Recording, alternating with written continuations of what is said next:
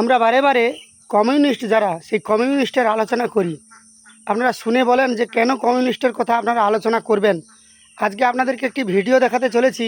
সেই ভিডিওতে দেখুন একজন কমিউনিস্ট নেত্রী তিনি মুসলমানদেরকে কিভাবে ভড়কাচ্ছে দেখুন। মসজিদে গিয়ে নামাজ পড়লে হবে না।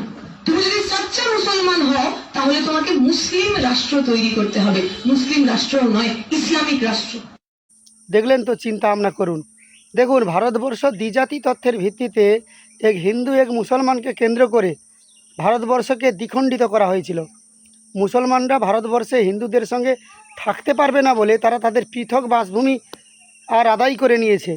এখন সেটা হচ্ছে ইসলামিক দেশ পাকিস্তান। আবার ভারতবর্ষে থাকা মুসলমানদেরকে আর ভড়কাচ্ছে এই কমিউনিস্ট নেত্রী। এই কমিউনিস্ট নেত্রী কি জানে না যে মোহাম্মদ আলী জিন্নাহ আর লিয়াকত আলীর নেতৃত্বে ভারতবর্ষকে দ্বিজাতি তত্ত্বের ভিত্তিতে ভাগ করে আর পাকিস্তান ভাগ করা হয়েছে? তারপরেও এই মুসলমানদেরকে আর খেপিয়ে তুলছে এই কমিউনিস্ট নেত্রী। কেন বলি জানেন তো? এদেরকে দেশ বিরোধী বলে। এরা এই রকম, এরা চীনের দালালি করে, ভারতবর্ষে থাকে, চীনের দালালি করে। আর ভারতকে কি করে দ্বিখণ্ডিত করা যাবে, খণ্ড খণ্ডে ভাগ করে দেওয়া যাবে, সব সময় এদের মাথায় ঘুরপাক খায়। এদেরকে চিহ্নিত করুন, এদেরকে জেনে রাখুন।